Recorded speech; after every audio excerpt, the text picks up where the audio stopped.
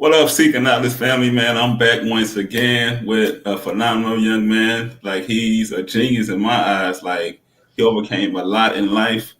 And he also came up with this topic, Keenan's theory. Like, he do a lot with the AI, ChatGPT. So he want to come on and share his theory. So that's enough about me. It's enough. I'm done talking. I feel that. How you doing, Kenny, man? What's up, brother? Well, shoot, I'm doing good, and I'm glad to be on this podcast. I'm glad to be on this station. Yeah, I want to talk a lot about what I've been through, and also my theory, the main topic of this whole thing. So, first thing I want to say is, I didn't come from dirt poor or like the worst you've seen. I came from, like the medium, one side of my family poor, one side of my family got a little bit of money. So I've seen both sides. And I believe this is an important part of my whole story. Because without me seeing both parts, I couldn't put myself in other people's shoes that are in both sides of the world. Seeing from both perspectives makes you have a bigger view of the whole entire world. I like that, cuz I ain't gonna lie, bro. I grew up poor as fuck. Like, Yeah. I remember going to school, bro, wearing the same green T-shirt and black pants, bro, when I was elementary. So I grew up poor as fuck. So and I got picked on. I got bullied just because I didn't come from no wealthy background, or I wasn't born with a silver spoon. So I got judged a lot and picked on a lot. So me growing up, I had to like work a job and make a way for myself. But go ahead, bro. Right. So, yeah, I'm glad you said that because I know you had a certain view of people who had money and a certain view of people who didn't. And you felt more comfortable around the people who were in your position. Which the reason you was getting bullied is because these people with all this money was never taught how to treat people. They just had all this money and got whatever they wanted throughout life. Trust me, I've seen it. I've seen these people get whatever they want. It could be anything, and it's not going to stop. It's going to keep getting bigger and a bigger problem. And that's my saying, bro. That's why I say I can relate to people who came from the trenches, who got it off the mud, who wasn't born with a silver spoon, who had to work probably 2 jobs just to make ends meet. So like I can relate to those people because I've been in this situation. But now the mindset I have now, I'm training my mind how to build a generational wealth, bro. So share your story a little bit, bro. Like me and you talked on our app a little bit about like what you overcame. Like, man, look, share how old you is and so they can know like you are very young, you wise to be your age, bro. Like let them know, man, like your age, where you from, like your story, and why you came up with Keenan's theory, like because you see life from a different perspective. Like you think outside many boxes, bro. That's why I had to bring you on the podcast, bro, to share Keenan's theory. Right. So for the people who don't know, I am 18 years old, born August 15, 2006. Man, Leo, baby. That's crazy, bro. Your birthday 15 days for mine, bro. I'm born August 30th, bro. Okay. I know you're a Leo, I'm a Virgo, bro. That's what's up. I know it was something about you, bro. Yeah. One thing about the zodiac, one thing we get clear on the zodiac, we gotta stop labeling ourselves zodiac signs because that's not who we are. And in the Bible, it say, do not stray away from astrology. Now, it is a cool thing to relate through people through zodiac signs, and I'll be somebody to admit that. But I feel like doing that, also labeling yourself something, also like makes it more like you're that instead of what God wants you to be. I agree with you on that, bro, but I gotta disagree because like it's different. Okay. And I'm not saying what you saying is wrong, bro, because it's your theory. Okay. But I'm on a different spiritual journey, bro. So I follow astrology, bro. And why I say that? Because Nostradamus, he was like a poet long time ago. He predicted a lot of stuff using astrology. So I'm not knocking what you follow, bro. I'm not knocking what you follow. Just that's why I love having transparent conversations, bro. And I like the way you think, cause you, like I said, be your age, bro. You know a lot, bro. Than most people that's 40 don't know, bro. That's why I love conversating with you, bro. But go ahead, I just want to throw that in there. I don't disagree with what you saying, bro. But I said I agree disagree because like my journey has switched and I see life different. And I know like using astrology and meditating and following the numbers of the universe, it has like helped me on my journey. But go ahead, bro. I like how open you are about your opinion because the thing about Kennan's theory is I don't stick to one thing. If I can learn more, I will keep learning. So I do like that. I would like to learn more about that, but I do want to get push the topic towards what I've been through, like you want me to. Go ahead, bro. Look, you just the host. This your story, bro. For sure. Well, I was born in Midland, Texas. It's a small West Texas city. Not a lot of people, probably about 100,000 people there. Everybody know everybody. But at first grade, I moved to a 30 minutes away, a town named Big Spring, Texas. And in that town, I didn't have no friends. I was considered a weird kid. Shit, I'm weird too, bro. Shit. Yeah. Yes, you're not weird, bro. You just see life different and you just stand out, bro. The weird people are the ones that's misunderstood or they call us the black sheep. We're not weird. We just see life different. Like we just look through a different lens. That's all, right. Bro. And when people of my color saw that I talked different from them and I got more things than them, they definitely pushed me away from like being like somebody cool or somebody accepted by the group. And I didn't understand that till I got in high school. So I started not having shit and started looking at people having shit. I didn't want to be with them around them either because they made me feel like I wasn't shit. Yeah. So I understand that. I'm not knocking nobody who treated me wrong back then. I forgive everybody back then. But that was the striking of me even indulging into drugs, which my first drug was marijuana. And how that happened was I was just playing the game one day and I had just went into the garage just for no reason. Like it's like the devil was just pushing me into the garage for some reason. And I saw this little brown little roach thing. And I was like, I wonder what would happen if I lit this and smoked it. Because I see my mama and I see my stepdad always doing it. What if I do it?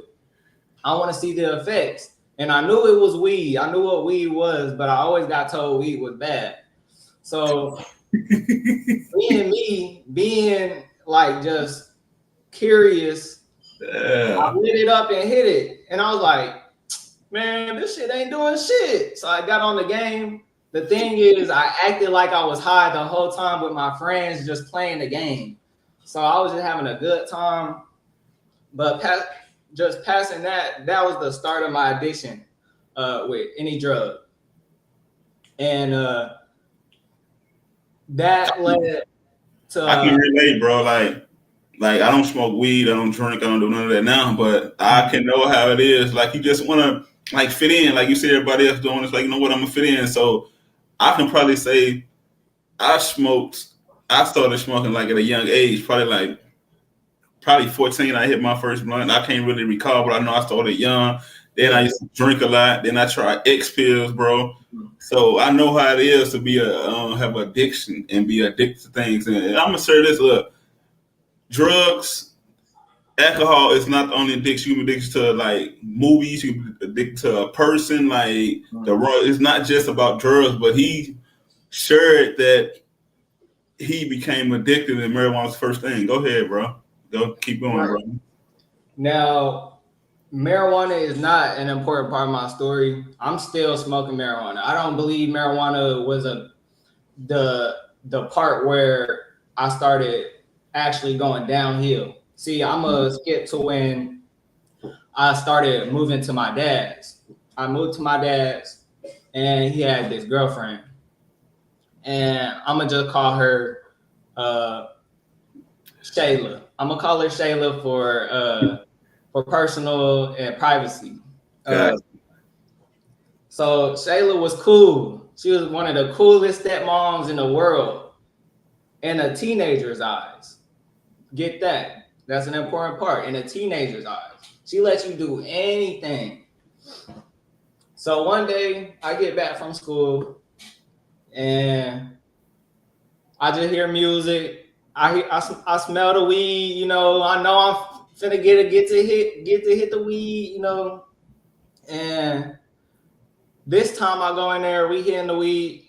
She pulls out her hand and it's a yellow pill, a yellow bus pill, and a white bus pill.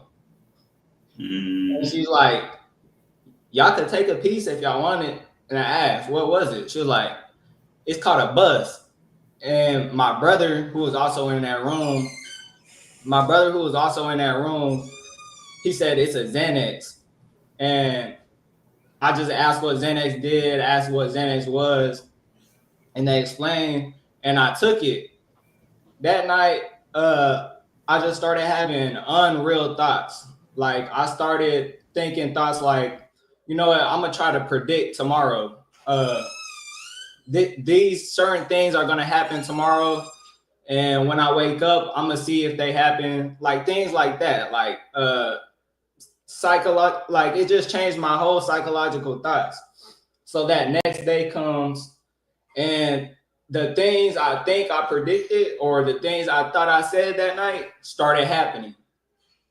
Now, I believe it was the drug that really caused this. I don't know it. To this day, I don't know what to say about this, but it was like it was really happening. What I was saying happened the next day.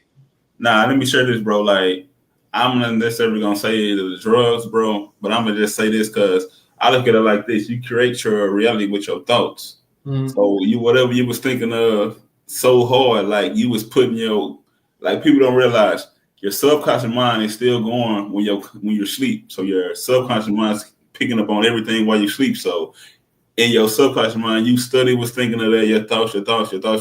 And that's how it came to pass, bro. It wasn't the drugs, bro. Like, people don't realize I believe in manifesting, bro. That's my theory. I believe you can manifest what you want. And I believe, like, if you can see it in your mind, you can hold it in your hand. Right. The late, great Bob Proctor said that if you can manifest anything, if you can see it in your mind, you can hold it in your hand. Well, it's a house. Piece, how can you hold a house in your hand? You got to look at it. You can hold the house key in your hand. Right. But go ahead, bro.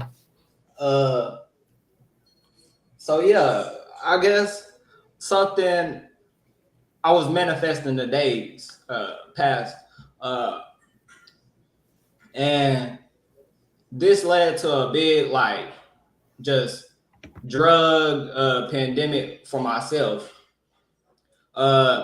She kept coming back with more pills. It started again from Xanax, then it went to Percocets. Percocet 30s. I thought they were real. They weren't real from the jump.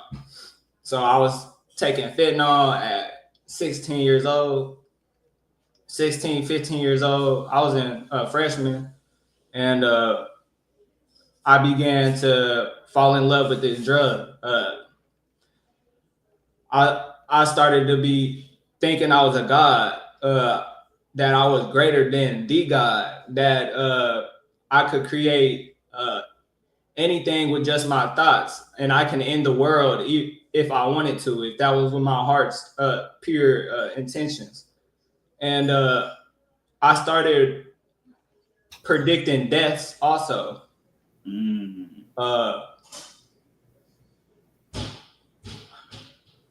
And it scared me because this death was somebody a lot of people mourn. And it's like I predicted everything that happened. He sadly passed off of psychedelics, and he got gunned down in a ditch. I didn't know this person, but it's like the vision just popped up in my head before it happened. And it's like I wanted to warn him right as it was happening. And when it happened, the next day I woke up and I was just frightened. Like I was frightened. I didn't know what to do. You got a gift, bro. Like, Like you are gifted, bro. Like you can. I don't know what to say. I ain't gonna say it's a psychic, because I know a lot of people who can touch somebody and see what's about to happen, or they can see something before it happened. Like you just got a gift, bro. Like you just got a gift. That's all it is. Yeah, I believe this gift from God for real, because I be having dreams. I be having dreams of hell, very very vivid dreams of hell. I keep having them, and I believe hell. God does not send you to hell. I'm gonna just get straight to the Kennin theory. Go I ahead. believe God don't send you to hell. I believe you send yourself to hell. Like you say, you manifest everything with your thoughts, and whatever you see, you can hold in your hand. Whatever you were thinking, you can create. It can create. Your mind uses a lot of like physics. Like you don't know. Your mind has to understand physics, a lot of numbers to have dreams as well. So if you have dreams, you're a very smart person. Uh, but I believe you can create heaven for yourself on earth, and you can create hell for yourself on earth. You can create hell afterlife, and you can create heaven afterlife, and it all depends on what you're open to and what you believe on earth. Because God will not, you won't, if you don't tap in right now, how are you going to tap in afterlife? That don't make sense. This is all a test. Not a test, but this is all I'm gonna just say test, because I don't know what to call it. Nah, but I used to say that, bro. Like I used to say that shit too. Like it's you create, like I said, you create your reality. And I used to say it's heaven on earth, like hell. Cause I look at it like this, bro. Like I said, I'm on a different journey. But I look at it like the shit you put yourself through. That's how you, like people say I'm going through hell. Because it's like the decisions you making, number one. It's the decisions you making, it's the shit you putting yourself through. Right. And like you said, heaven, that's like you following your purpose or walking in your purpose or doing what you feel like you were created to do. So that's how I get what you're saying with the heaven and hell on earth. So, bro, I understand, bro. Like I understand what you're saying, bro. But keep going, bro, because this is a great conversation, bro. So that was just a little base of the Kennin theory. I also want to add a little more, because I'm doing great things that I believe I'm doing great things right now in my idea. This is my idea. So let's just say a rehab gets built, and in this rehab, you can earn a job in the rehab, say like cleaning or cooking, or like a little small job. You can earn $14 to $18 an hour, something you can get financially ready for if you're going through a drug addiction, or if you're going through a mental crisis. You could get financially on your feet inside of a closed rehab where you're not open to buying any drugs. So you can save your money up. So when you get out, you'll be mentally ready and financially ready. I agree.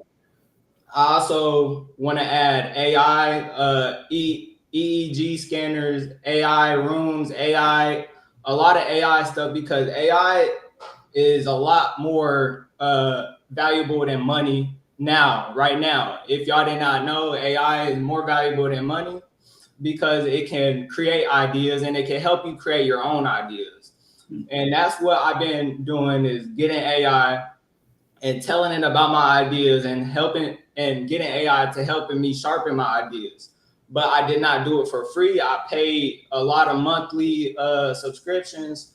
I'm still paying a lot of stuff to do this. So it comes with a lot of hard work and a lot of dedication. But in this rehab, I also want to experience with psychedelics and natural herbs. See, because psychedelics, you can tap into a part of your brain that does not awaken a regular part of your life. Like, not a part of your life, but like when you're awake now, sober, a part of your mind isn't awake when you're on psychedelics. So it creates new patterns and pathways in your mind that you can gain to maneuver through addiction. And there's hardcore drugs in Philadelphia called tranquilizer. and there's still not a cure for it. And I'm thinking that some high doses and low doses of psychedelics and natural herbs can heal that. I love that, bro. I love the way you think, bro, because at the same time, I don't know what you said about the psychedelic. Like, I know when I first came on my spiritual journey, bro, I didn't connect with a lot of other people that are spiritual that see things different who used to do shrooms. I never did shrooms, bro. But they did the shrooms and they say how they tap into like another side. Like I don't know, but it's like they just saying they were seeing colors and spaceships, bro. I never tried it because I used to just stick in my field. Weed, X pills, and drinking. Anything outside of that, it's like I didn't know nothing about. Even if I was around people who did that, I was like, I'm not gonna do none of that. But I'm thankful that I'm sober. At the age of, I'll be 39 this year. I'm proud to say that I'm sober. I'm happily married, man. Shout out to my beautiful wife, Erica Brewster. I have 4 amazing children. Like I had to take. I feel like this. I had to go through the bullshit. I had to go through the fire to dance in the rain. Right. And that's kind of how my life went. I thought I was gonna be a nobody. Nigga who just sold dope, slid on ops, and just died from a gun, you know? Like, I never thought I would get this far in life, and I'm not even in step 1 yet. So that just says a lot. I ain't gonna lie, bro. I'm proud of you because like we talk. I ain't gonna say regular, but we do talk on the Owl app and talk through Facebook. And just the way you think, bro. Like I had you to share your age because I wanted to share something. You 18, bro. When I was 18, I caught my first gun charge, bro. Finished high school, I want to say I was an AB student, but I did pretty well in high school. Graduated with like a 3.6 or something. I got put out of regular high school, I went to alternative school, but it's still like, look, I learned. Drop out of college. Decide to hang in the street because you know when they say you're 18, like they just like really like we're considered adult. So you're trying to figure out what's next. You done with school. Me hanging in the streets with the wrong crowd, got into some trouble, fit to go hit a lick, as we know it's a robbery, caught a gun charge at 18. Done a run for a little bit. So I'm thinking, like you said, my life is over with. I'm thinking, like, you know what? This the end of me because I kept doing the time. Like, they give me another chance on probation. I'll run again. But I got to the point, like, you know what? Enough is enough. If you want to see the change, you got to be the change. Right. I started changing the way I think, started changing the way I see life. I started changing the people I started hanging around. And all of a sudden, I just got my shit together. But nah, this was a good conversation, bro. It's like, I know you got something to do. Is there anything else you would like to share, bro? Like, how can the people reach you? What projects are you working on? Like, what's next for Kennin? Like, what's next in your this Kennan's world? Dude, y'all can reach me on TikTok at Gambrell, GAMBPRELL. I post TikToks daily on updating on what I'm doing next and all that you can find there. I'm also trying to get applications sent out for people who are interested in working for this rehab because by 2028, I believe that this could be a thing. So if y'all are interested, please go to my TikTok and contact me there. You know what, bro? Keep me posted, bro, because I always said, and like it was meant for us to meet, I always said all the addictions I dealt with, I always wanted to go to a rehab and speak, bro. So keep me posted on that. But go ahead. I got you. Well, you heard it from Kennin. He's 18 years old. Like, he got a bright future, man. But like he said, he had to go through the fire just to dance in the rain, man. I just want to say, bro, I'm giving you your flowers now, man, because like all you went through, like I know your mama, we talk on the phone. Your mama has raised a brilliant young man. All the stuff you went through, man. Shout out to Miss Kyrie, Big Kyrie. Yeah. Like, you raised a phenomenal young man. Like, he's got a bright future ahead of him. Like he said, you can reach them on TikTok, Facebook, and if you're not necessarily that, we can end it at that. All right. You know what? I always say this, like, yes, I will say this. You 18 years old. What would you tell people that's your age who's finished high school, who's trying to make a decision in life, they don't want to know whether to go to the streets or go to college or work a job? What would you tell them? Leave them with an inspiring message. If you're 18, look at this. By 2028, there's going to be multiple jobs for people who play games, teach people how to play games. All right. So if you play games, I know a lot of you who are my age, if you play games and you know you can teach somebody how to play games, bro, there's a job like that coming. I see a lot of grants. I be on grant.gov almost every day looking at the new grants, and I be seeing new stuff coming up. So y'all gonna miss out if y'all in penitentiary. But if you feel like you have no choice, I want to tell you, you do have a choice. You been brainwashed, brother. These streets don't love you, and the people who want you in these streets don't love you, brother. They just want some money and they want attention and people to mourn with every day. So get your mind right. If you don't, I'm sorry. I like that, bro, man. We're going to end with what you just said. I like that, bro. And look, y'all, thank y'all for tuning in. To the one person that was tuning in, look, like, share, comment, watch this on replay, man. Reach out to bro, man, like, cause he's gonna do amazing things in the future, man, in the present, like, cause he's working on, it's something else he's working on, but I don't want him to share it, cause I want y'all to steal his ideas. But until next time, peace and blessings, y'all. Alrighty. Yeah.